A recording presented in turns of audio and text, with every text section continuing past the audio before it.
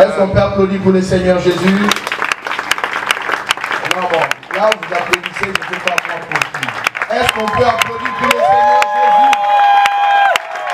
Je voudrais te dire quelque chose de très très nécessaire ce soir. Et que Dieu est pour toi ce que tu ne peux pas être pour toi. Alléluia. Est-ce que vous comprenez de quoi nous parlons? Ce soir, je vais te dire que Jésus est pour toi ce que tu n'es pas pour toi-même. Tout ce que nous manquons, c'est ce que Dieu ajoute dans nous. Et Dieu a créé tout homme avec des limitations parce qu'il devait être le seul en qui l'homme devait dépendre. Et aujourd'hui, nous sommes en train d'évoluer dans un système dans lequel les hommes ont pu placer des systèmes autodépendants, si je peux dire, des systèmes dans lesquels tout ce qu'ils doivent faire dépend plus des efforts des hommes. Mais aujourd'hui, je vais te dire une chose. Au-delà des efforts des hommes, les grands exploits ne sont qu'en Dieu lui-même. Il y a des choses que nous pouvons faire par l'intelligence et l'éducation. Mais l'éducation ne peut pas résoudre des choses que seule la révélation peut apporter. J'admire que tu fasses la philosophie. J'admire que tu fasses la psychologie pour comprendre comment l'homme fonctionne. Mais tu ne peux pas connaître l'identité d'une personne par l'éducation. La vraie identité est dans la révélation. Et la révélation n'est que le monde des esprits. Alléluia. On est ensemble. Dis à ton voisin, je suis un esprit. J'ai compris une chose, que Jésus n'est pas venu dans la chair pour aider l'homme à être dans la chair, mais il était esprit dans la chair, pour transformer la chair vers l'esprit. Et si Christ est venu sur la terre alors que l'homme était déchu, c'est parce qu'il voulait se positionner par rapport à l'homme pour repositionner Dieu par rapport à sa position. Raison pour laquelle quand vous parlez de la croix, vous parlez de l'œuvre de substitution. Alléluia. Ça rentre? C'est quelqu'un qui me suit calmement. C'est souvent comme ça qu'on me suit. Amen. Mais aujourd'hui, je veux te dire ceci. Il y a quelque chose de plus grand que tu ne vois pas. Et cette grandeur, tu ne peux pas te connecter à ça jusqu'à ce que tu comprennes que ta vie ne t'appartient pas, mais que ta vie appartient à un autre. Tout ce que tu vis, tu le vis temporairement. Tout ce que tu vis, tu le vis en donnant. Mais tu ne peux pas être par ta vie. Bon, je vais expliquer encore très bien. En d'autres termes, je peux faire des choses parce que j'ai la vie, mais tout ce que je possède n'est pas exactement tout ce que je suis. Raison pour laquelle la vie qui t'a été donnée a un commencement et une fin. Mais Dieu n'a pas la vie, mais il est la vie. Raison pour laquelle il n'a pas besoin de la nourriture pour vivre. Il dépend de personne à part de lui-même. C'est lui qui est l'autosuffisance. Quand tu comprends le principe d'autosuffisance en Dieu, c'est là où tu comprends pourquoi Dieu a placé les infirmités et les faiblesses dans l'homme. Parce qu'il voulait que l'homme dépende totalement de lui. Et c'est que le monde est en train de faire aujourd'hui. On nous présente plus de l'homme que plus de Dieu. Raison pour laquelle jusqu'aujourd'hui tu ne te connais pas. On a placé tous les systèmes pour pouvoir t'oppresser. À tout moment, quand tu parles de grandes choses, tu as peur. Tu penses que tu ne peux pas y arriver. Mais au-dedans de toi, tu sens que tu peux le devenir. Parce que le désir est éternel. Mais c'est que nous vivons sur la terre, c'est la société qui les forge en nous. Donc aujourd'hui, je veux te dire, tu sortiras de cette société. Il est temps de se reconnecter à l'origine. Est-ce que tu es prêt à te reconnecter à l'origine? Nous allons lire au moins 2 textes rapidement. Galates 2:20. J'ai été crucifié avec Christ. Et si je vis, ce n'est plus moi qui vis, c'est Christ qui vit en moi.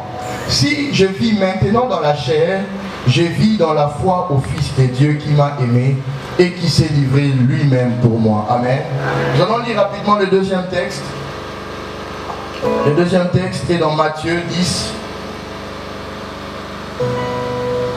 à partir du verset 39. Et celui qui perdra sa vie à cause de moi la retrouvera. Verset 40. Celui qui vous reçoit me reçoit. Et celui qui me reçoit reçoit celui qui m'a envoyé. Amen. J'aimerais un peu nous parler pendant que je suis en train de foncer petit à petit. J'aimerais que tu me suives lentement et sûrement, parce que nous croyons qu'en cette génération, nous avons besoin plus de Christ que des systèmes économiques. Nous avons besoin plus de Jésus que de tout ce que les gouvernements sont en train de placer. Si vous lisez dans le livre de Matthieu, chapitre 1, verset 21, la Bible dit ceci: qu'on appellera son nom Jésus, car il sauvera son peuple de ses péchés. Et depuis un moment donné, j'étais en train d'étudier un peu à fond ce que signifie le salut, sauver de ses péchés. Et pendant que j'étais en train de faire mes recherches, j'ai découvert que le mot salut venait du grec qui signifie sozo.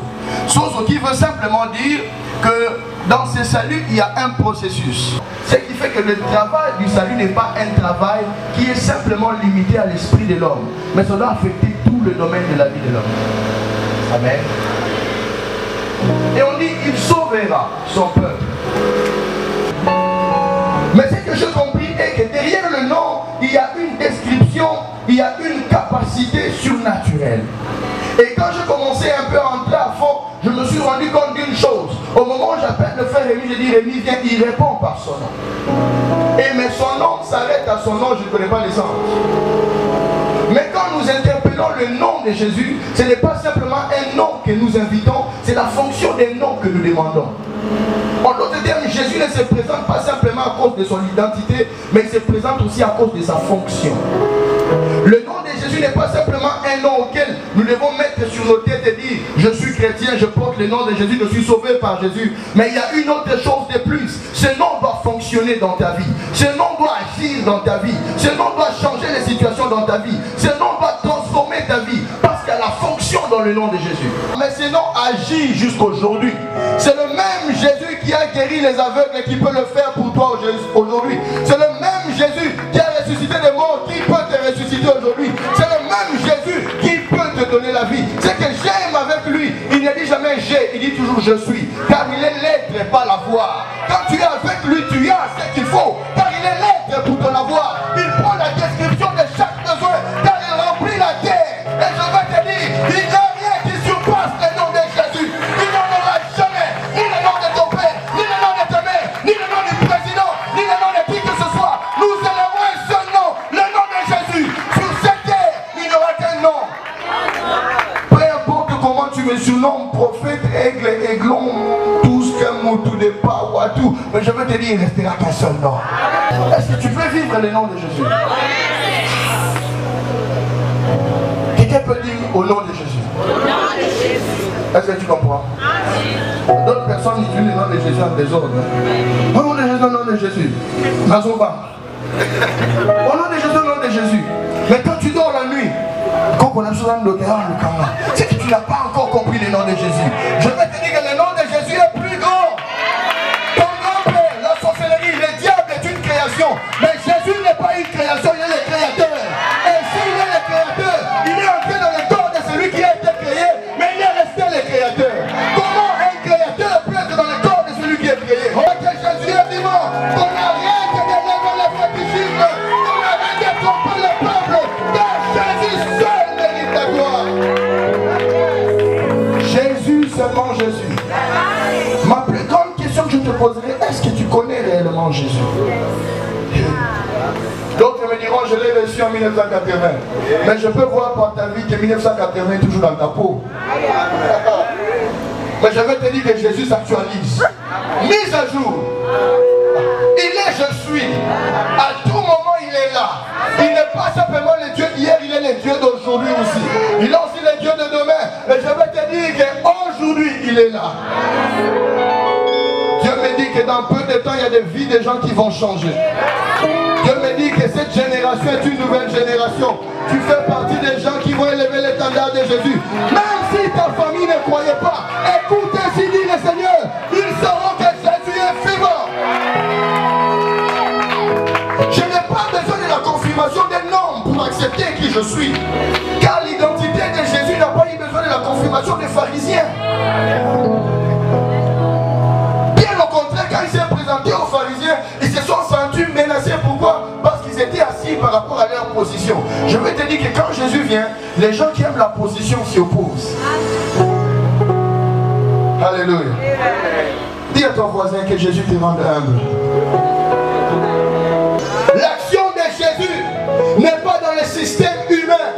L'action de Jésus n'existe que par la foi. Jésus n'agit pas selon la dénomination d'une telle église. Et Jésus n'agira pas selon le nom simplement que tu famille. Et Jésus n'agit pas selon les méthodologies ou les systèmes que les gens veulent mettre en place. Raison pour laquelle l'Église est restée divisée, parce que nous croyons plus à la doctrine qu'à la personne qui a donné la doctrine. Il y en a d'autres qui ont fait de Jésus plus une étude qu'une personne. Tu n'as pas besoin de plus étudier Jésus que de le rencontrer. Tous ceux-là qui ont rencontré Jésus, leur vie a été transformée. Mais nous avons des gens qui lisent beaucoup de Bibles. Ils sont restés les mêmes parce qu'ils ne diffèrent pas sa personne et ses écritures. Nous avons besoin de les rencontrer. Aujourd'hui, tout ce que je peux te dire, rencontre cet homme. Rencontre cet homme. Je n'ai jamais vu un homme qui passe près de la croix et rester le même. Quelque chose doit se passer dans son cœur. Je ne suis pas ce que je suis ici parce que je voulais. Je vous dis jamais.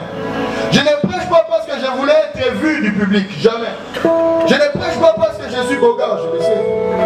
Je ne prêche pas parce que je peux saper. Jamais. Si je ne suis pas que la fille de Jésus est venue en moi et j'ai compris que je n'ai qu'un seul maître, c'est lui qui demeure dans les cieux, Jésus. Et si nous sommes là, ce n'est pas pour voir le nom d'une personne, mais nous élevons le nom de Jésus. Est-ce que cette génération peut ramener Jésus à l'église? Qu'est-ce qui se passe dans l'église? Nous l'avons oublié. Nous l'avons oublié. Ce que Jésus peut faire avec toi, aucun homme ne peut le faire. Je sais que ta femme t'appellera mon mari, mon chouchou. Il n'y a pas de problème. Je sais que les gens autour de toi t'appelleront multimilliardaire. Il n'y a pas de problème. Mais tous les mystères de ta personne sont dans les seins de Dieu. Raison pour laquelle on ne peut pas te connaître par observation. On doit te connaître par révélation. Raison pour laquelle quand le Christ est venu, la Bible dit nous sommes devenus une nouvelle création. Parce qu'en réalité, Dieu avait commencé la création avec la terre, mais il avait fini avec l'homme. Maintenant Dieu a compris que la terre est tombée. Il a dit je commence avec l'homme comme le premier. Je vais te dire que tu es une nouvelle création. Ça c'est Paul qui parle. Il dit ce n'est plus moi qui vis, mais c'est Christ qui vit en moi. Nous étions dans Galates 2:20. Ce n'est plus moi qui vis, mais c'est Christ qui vit en moi. Il s'est rendu compte qu'il y a des moments où nous vivons pour nous-mêmes. Il s'est rendu compte que quand la croix s'est présentée, il ne s'agissait pas d'être le centre de sa propre vie, mais de comprendre que Christ était la vie pour lui. Et si Christ est la vie pour lui, alors il dit, je ne peux pas. Je crois qu'on n'a pas lu le verset 21. Est-ce qu'on peut le lire dans Galates 2? On n'a pas lu le verset 21. Je ne rejette pas la grâce de Dieu. Car si la justice s'obtient par la loi, Christ est donc mort en vain. Amen. Ça c'est Paul qui parle, il dit, ce n'est plus moi qui vis, mais c'est Christ qui vit en moi. Pourquoi? Parce que j'ai été crucifié avec lui. Et le fait que j'ai été crucifié avec lui, je ne peux plus vivre pour moi-même. C'est Christ qui vit en moi. Je vis maintenant dans la chair, je vis dans la foi au Fils de Dieu. Et quand vous lisez le verset qui a précédé, il a dit que c'est lui qui veut conserver sa vie, il la perdra. J'ai juste compris une chose. Dieu doit tuer ce que nous sommes. Pour vivre qui il est. Je ne vis plus pour moi-même, mais c'est Christ qui vit en moi. Et j'ai réalisé une chose, que la croix n'est simplement pas l'activité par laquelle Dieu sauve l'homme, mais c'est aussi une transaction de vie. Alléluia. En d'autres termes, Paul pouvait dire que si je vis, ce n'est plus le même Paul que vous connaissez, mais il y a eu une transaction qui s'est faite. Il y a eu une vie qui a pris place en moi. Ce qui fait que la vie chrétienne ne consiste pas à ce que je vis pour Dieu, mais ce que Dieu vit au travers de moi pour lui-même. Alléluia. Et parce que Christ vit en moi, il voulait simplement dire que j'exprime la vie qui est dans le ciel. En réalité, chacun de nous doit être une expression de Christ, pas une expression d'une autre personne. C'est pourquoi Paul dit, soyez mes imitateurs tels que je le suis dans le Christ. Si Christ n'est pas le modèle, ne fais jamais d'un homme ton modèle. Il y a des gens qui ont toute forme de modèles, mais ces modèles, bizarrement, ils sont plus centrés sur eux-mêmes que sur le Christ. Je sais de quoi je parle. Un jour, Jean-Baptiste, après avoir tellement parlé de Jésus, les disciples ont vu Jésus passer. Il a dit, écoutez, je vous ai longtemps parlé de lui. Il est temps que vous me lâchez pour aller les rencontrer. Parce qu'il ne suffit pas simplement de vous parler de Christ. Il s'agit d'expérimenter Christ pour vous-même. Alléluia.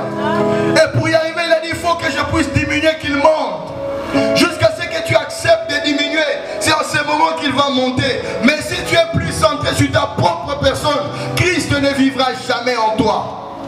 Et ce que l'Église doit comprendre en ce moment est que nous avons parlé longtemps de lui. Il est temps qu'à un moment donné qu'on s'arrête et dise: j'aimerais que tu connaisses Jésus pour toi-même. J'aimerais que tu l'expérimentes pour toi-même.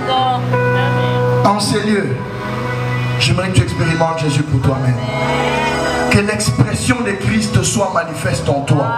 Que les gens ne viennent pas te saluer tel que tu es, mais qu'ils voient Christ en toi. Et si les gens peuvent voir Christ en toi, c'est en ce moment qu'ils comprendront que seul Jésus doit être au centre.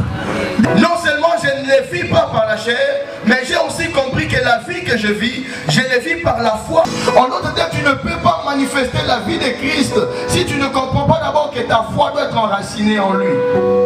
Et de temps en temps, je ne veux pas être trop doctrinal, même si je le sens, mais de temps en temps, nous avons plus amené les gens à comprendre qu'ils sont eux-mêmes, sans les amener à comprendre qu'ils sont réellement Christ. Tu peux faire des choses pour toi-même, mais il y a des choses que tu n'atteindras jamais si tu ne peux pas manifester qui selon tes origines. Et ces origines-là sont placées dans ta foi. Il arrive plus loin, il dit, raison pour laquelle je ne peux pas rejeter la grâce de Dieu. Pourquoi? Parce que j'ai compris que par la grâce, il ne s'agit pas de moi, mais il s'agit de celui qui a pris ma place. Et s'il a pris ma place, c'est pour que j'ai une place devant Dieu. J'aimerais te dire que tu as une place devant Dieu. Et la grâce est le seul élément qui nous fait voir qu'au-delà de ce que nous faisons, il y a quelque chose que Dieu fait que nous ne pouvons pas faire. Je sais que tu dépends de tes efforts, tu dépends de toi-même pour atteindre certaines choses. Mais aujourd'hui, je vais te dire, tout ce que tu peux faire n'est pas aussi grand que ce que Dieu a fait pour toi. Il y a des gens qui croient que Dieu ne fera pas assez grand pour eux parce qu'ils n'ont pas fait assez pour Dieu. En d'autres termes, nous voulons centrer ce que nous pouvons faire au-delà de ce que Dieu a fait. Jamais ton œuvre ne surpassera l'œuvre de Dieu. L'œuvre de Dieu restera plus grande. Peu importe ce que tu fais, appuie-toi dans celui qui l'a fait pour toi. Peu importe ce que tu veux accomplir, appuie-toi en celui qui a accompli pour toi. Un peu de Dieu, on est là. Alléluia. Et ce qu'il a fait pour toi doit être le centre de tes pensées. Et si tu comprends que Dieu l'a fait pour toi par rapport à son amour, parce que la Bible dit, il a fait cela et en celui qui m'a aimé. En d'autres termes, il voulait dire que tout ce que Christ exprime en nous, c'est l'amour de Dieu. Tu dois être l'expression de l'amour de Dieu. Et tout ce que tu es aujourd'hui, c'est l'expression de l'amour de Dieu. La Bible dit que Dieu a tant créé le monde qu'il a donné son Fils unique afin que quiconque croit en lui ne périsse point, mais qu'il ait la vie éternelle. Ce que j'ai compris est que l'amour de Dieu n'est pas simplement donné à un individu, c'est donné au monde dans lequel l'individu vit. Pour qu'au travers de la nouvelle création, une influence que Dieu apporte dans ta vie, que tu deviennes une influence par rapport à ton environnement. Et je veux te dire que tout celui qui a rencontré Christ aujourd'hui, le monde peut être transformé par lui. Que ton monde soit transformé. Que ton monde soit transformé. Que ton monde soit transformé. Que ton monde soit transformé. Jésus est venu sur la terre, il quitte les cieux. Et la Bible dit qu'il est entré dans un corps. Je n'aimerais pas être très doctrinal, même si je le sens toujours. Vous savez l'erreur que les gens font. Ils disent qu'il est le fils de Marie. Ça, c'est son humanité, pas sa divinité. Amen. Christ n'est pas limité à l'humanité qu'il a exprimée. Il est allé au-delà de l'humanité. Et pour qu'il aille au-delà de l'humanité, il devait se déconnecter d'abord de quelque chose qui était dans l'humanité. Quand un bébé naît, il entre dans une nouvelle dimension en fonction de ce qu'il quitte premièrement. Il quitte les ventres. Quand Dieu veut t'introduire dans une nouvelle dimension avec Christ, le premier travail qu'il fera, c'est de faire quitter ton zone de confort. Alléluia. Il y a des gens qui sont tellement confortables dans qui ils sont, qui ne peuvent pas avancer avec Dieu. Et ils continuent à combattre qui Dieu veut qu'il soit. Parce qu'il est tellement confortable dans là où il est. Ne laisse pas ton confort tuer ton identité. Ne laisse pas ton confort tuer ton identité.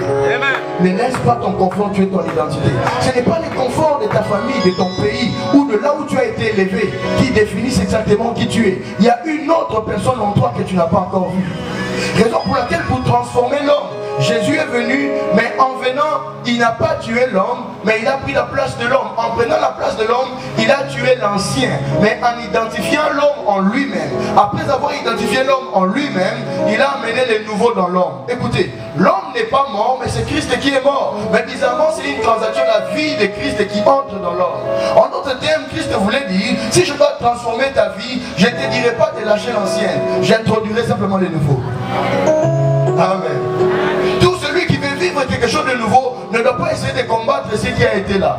Il introduit simplement de nouveaux systèmes. Il y a quelque chose de nouveau que tu dois accepter d'introduire. Et c'est nouveau, il n'y a que Christ qui peut l'apporter en toi. Et je veux te dire que quand tu comprends que tout ce que Dieu veut créer en l'homme doit être nouveau, cela veut dire que cette personne n'a plus de lien avec ce qui existe sur le plan physique, mais il entre dans une dimension de choses que les hommes n'ont pas encore vues, c'est la dimension spirituelle. Et Christ n'est pas simplement venu nous reconnecter à Dieu lui-même, mais il est venu nous reconnecter à qui nous avons déjà été, que nous ne connaissons pas. Et aujourd'hui, ce que Christ veut faire au travers de nos vies, c'est nous faire comprendre que non seulement il a été l'échange qu'il faut devant Dieu, mais c'est cet échange qui amène notre changement. Alléluia.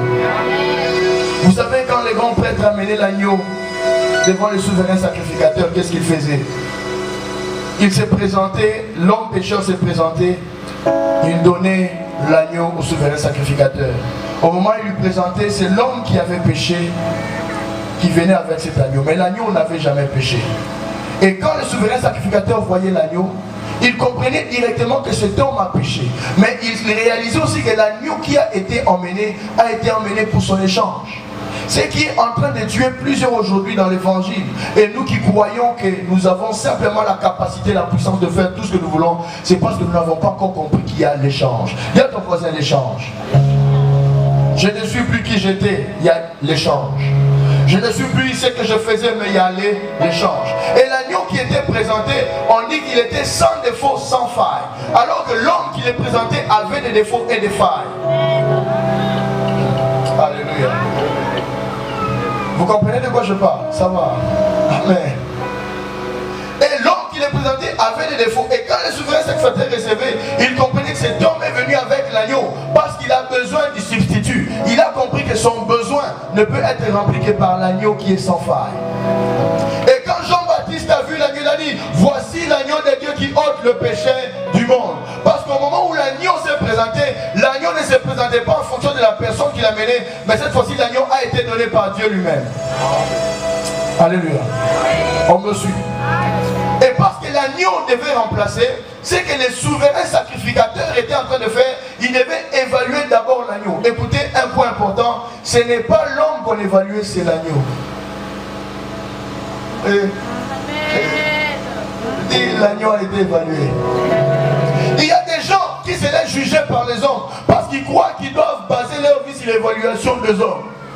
Tu n'as pas besoin d'être évalué par qui que ce soit. L'agneau a été déjà évalué pour toi. Il y a des gens qui prennent leur identité, tout ce qu'ils peuvent faire, c'est déterminé par ce que les gens pensent d'eux, en fonction de leur faiblesse, en fonction de ce qu'ils peuvent ou n'ont pas accompli, en fonction de la dimension qu'ils ont atteint, qu'ils n'ont pas atteint. Cette évaluation, ce n'est pas ce que tu dois comprendre. Il y a une autre évaluation à ta place. C'est l'évaluation de Jésus. Et si Jésus a été évalué, c'est parce que Jésus devait remplacer l'homme. Et encore remplacer. Il ne s'agit pas de ta vie, il s'agit de la vie de Christ. Il ne s'agit pas de ta vie, il s'agit de la vie. Et parce que l'agneau devait être évalué, c'est en ce moment dans l'évaluation qu'on acceptait l'agneau. Si l'agneau est sans défaut, il était accepté par le souverain sacrificateur. Et s'il avait des défauts, il était rejeté. Au moment où Jésus s'est présenté devant Ponce Pilate, la Bible dit qu'on a trouvé en lui pas de péché. Et si on n'avait pas trouvé de péché, cela veut dire qu'il était digne d'être crucifié. Et parce qu'il était digne, en ce moment, dans toute sa dignité, étant digne, il n'était pas digne simplement pour lui-même, mais c'était pour remplacer l'homme qui était faible. Jésus est allé à la croix, non pour lui-même, mais pour toi. Et s'il a pris cette place, c'est parce qu'il voulait que tu aies une place. Son rejet est ton acceptation. Accepte à ce que les hommes te rejettent, mais parce que Dieu t'aime, tu seras toujours accepté. Les hommes peuvent t'évaluer en fonction de là où tu as échoué hier, en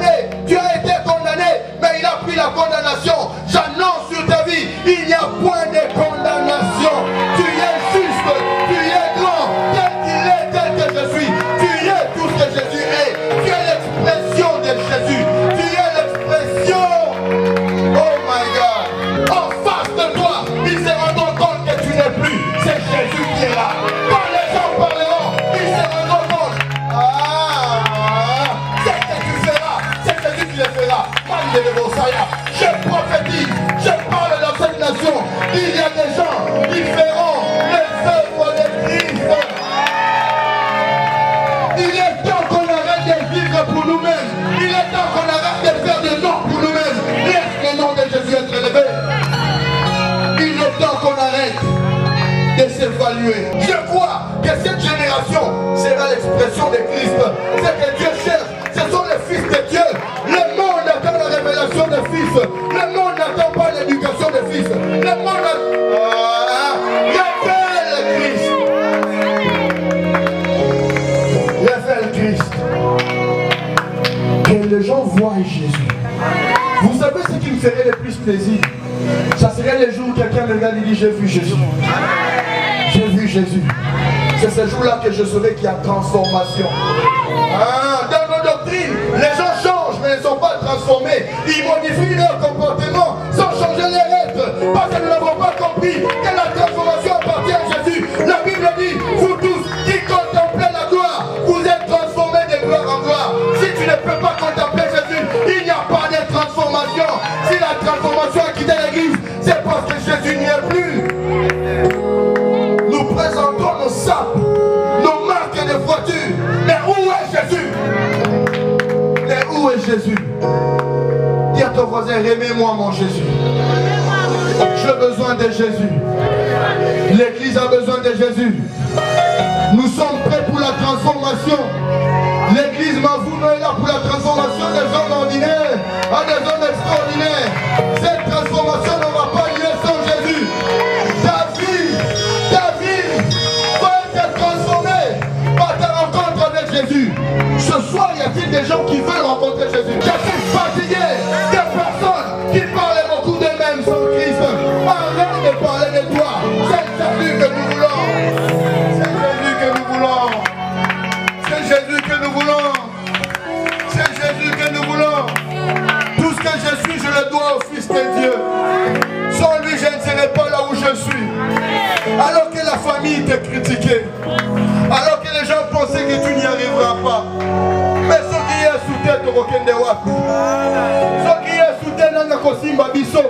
Certains ont manqué de l'argent, ils sont peut-être venus à pied. Mais c'est parce qu'ils croient. Mais c'est parce qu'ils croient. Mais c'est parce qu'ils croient. C'est parce qu'ils croient au Fils de Dieu.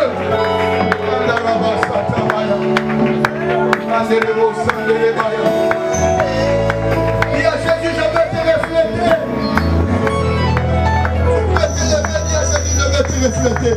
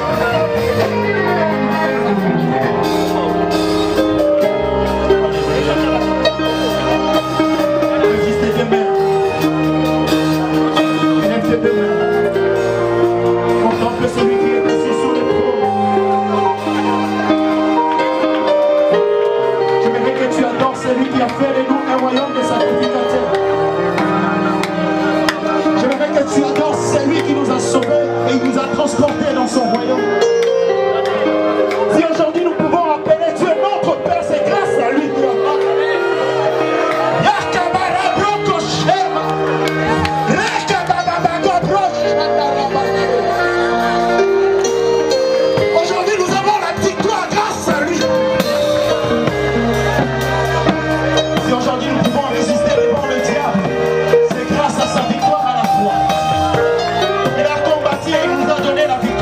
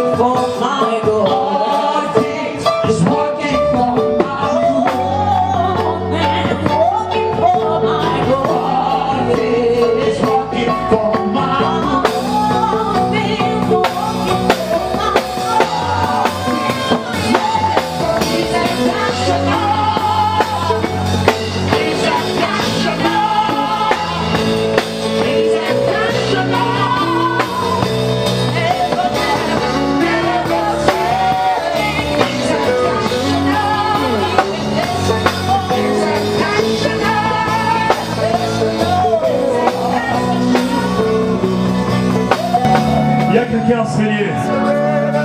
Tu t'es dit, Seigneur, quand l'homme de Dieu est en train de prêcher, tu t'es dit, ça c'est mon message. Tu es là partout, vous êtes. Ce message ne te concerne pas si tu n'as jamais fait la rencontre personnelle avec Jésus. Tu te dis, ça c'est mon message. Tu es là, mon frère. Tu es là, ma sœur. Tu te dis, ça c'est mon message. Combien sont nombreux? Est-ce qu'on peut me dire jusqu'à les applaudir? À les acclamations, regarde. Ils sont nombreux.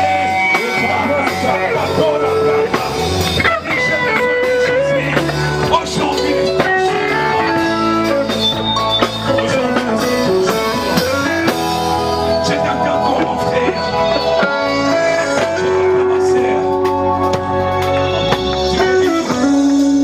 la soirée d'aujourd'hui, c'est ma soirée. Musique dans les pays. Vous allez juste fermer vos yeux. Vous allez répéter cette prière après moi. Seigneur Jésus, merci pour ces messages. Nous sommes fatigués de vivre la même vie. Et nous t'invitons ce soir dans nos vies. Fais ça personnel, je t'invite dans ma vie. Comme mon Seigneur, des personnels sauvés. Change ma vie. Change mon avenir. Je renonce à toi, Satan, et à tes œuvres. Au nom de Jésus, je déclare ce soir que je suis enfant de Dieu. Que je suis enfant de Dieu. Au nom de Jésus. Gardez le silence, fermez vos yeux, je vais prier pour vous. Seigneur Dieu des gloires, je prie pour mes frères, je prie pour mes sœurs qui sont présents, Seigneur. Viens juste de dire, Seigneur, nous avons besoin de toi. Nous avons besoin de ta grâce. Combien je prie que tu les touches et que tu changes leur vie, que tu les transformes. Ma sœur, j'ai libéré une forte puissance dans ta vie. J'ai pris que le Dieu des gloires change ta vie. Je compte jusqu'à 3. Il y a une puissance qui veut changer ta vie. Oh my God, est-ce qu'il y a beaucoup de plaisir à venir derrière là? Je libère une forte dose d'onction. Recevez la puissance, ma sœur. Recevez la puissance. In the name of Jesus. Que prière ne soit combattable dans ta vie. Je libère la guérison. Ta famille sera étonnée à cause de ce qui te touche. À cause de ce qui te touche. Qui te touche. Qui te touche. Au nom de Jésus. Au nom de Jésus. Il y a un frère qui a enseigné.